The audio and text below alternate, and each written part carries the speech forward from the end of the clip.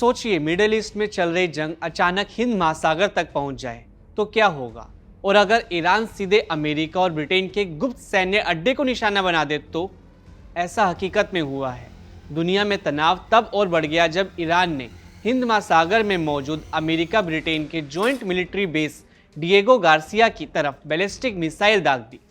हालांकि हमला सटीक टारगेट को हिट नहीं कर पाया, लेकिन इस घटना ने दुनिया को इस सोचने पर मजबूर कर दिया कि क्या ये जंग अब और बढ़ने वाली है। रिपोर्ट्स के मुताबिक ईरान ने हाल ही में 2 इंटरमीडिएट रेंज बैलिस्टिक मिसाइलें हिंद महासागर में मौजूद डिएगो गार्सिया बेस की तरफ दागी, लेकिन ये मिसाइलें अपने टारगेट तक नहीं पहुंच पाई। एक मिसाइल रास्ते में ही फेल हो गई, जबकि दूसरी को अमेरिकी युद्धपोत ने इंटरसेप्ट करने की कोशिश की।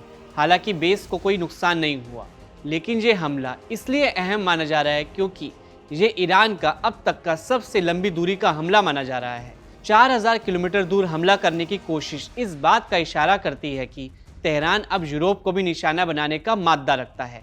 ऐसे में माना जा रहा है कि इससे युद्ध का भूगोल पूरी तरह बदल गया है। सबसे पहले जान लेते हैं कि ईरान ने हमला जहां किया वह आखिर क्या है। डिएगो गार्सिया हिंद महासागर में स्थित एक छोटा सा द्वीप है, लेकिन ये दुनिया के सबसे अहम सैन्य ठिकानों में से एक माना जाता है। ये बेस अमेरिका और ब्रिटेन मिलकर चलाते हैं। यहाँ से अमेरिका मिडल ईस्ट, अफ्रीका और इंडो पैसिफिक तीनों इलाकों में सैन्य ऑपरेशन चला सकता है।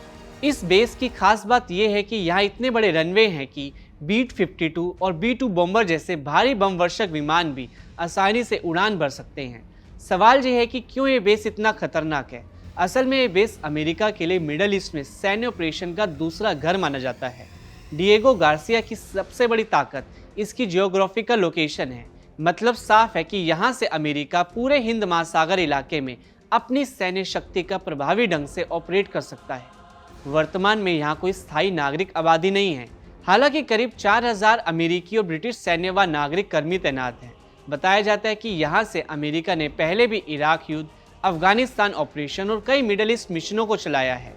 रिपोर्ट्स के मुताबिक यहाँ B-2 stealth bomber, B-52 strategic bomber और कई सपोर्ट एयरक्राफ्ट तैनात किए जा सकते हैं।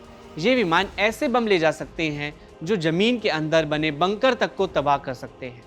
ईरान ने इतनी दूर हमला कैसे किया? सबसे बड़ा सवाल यही है कि ईरान से डिएगो गार्सिया की दूरी करीब 4000 किलोमीटर है, फिर भी ईरान ने वह मिसाइल कैसे पहुंचाई? एक्सपर्ट्स का मानना है कि ईरान ने लॉन्ग रेंज बैलिस्टिक मिसाइल का इस्तेमाल किया। इससे संकेत मिला कि ईरान की मिसाइल क्षमता पहले से कहीं ज्यादा बढ़ चुकी है। यही वजह है कि इस घटना ने अमेरिका और उसके सहयोगियों को चिंतित कर दिया है। चीन क्यों हुआ परेशान? अब यहाँ एक और बड़ा एंगल सामने आया है चीन का।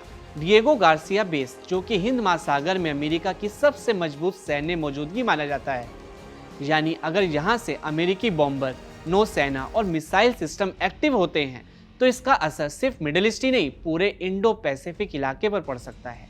यही वजह है कि चीन इस बेस को अपने लिए रणनीतिक खतरा मानता है। क्या ये जंग और बढ़ेगी? हालांकि अभी तक मिसाइल बेस तक नहीं पहुंच पाई, कोई नुकसान नहीं हुआ, लेकिन ये घटना साफ दिखाती है कि ईरान अब युद्ध को मिडल ईस्ट से बाहर भी ले जाने का मादा रखने लगा है।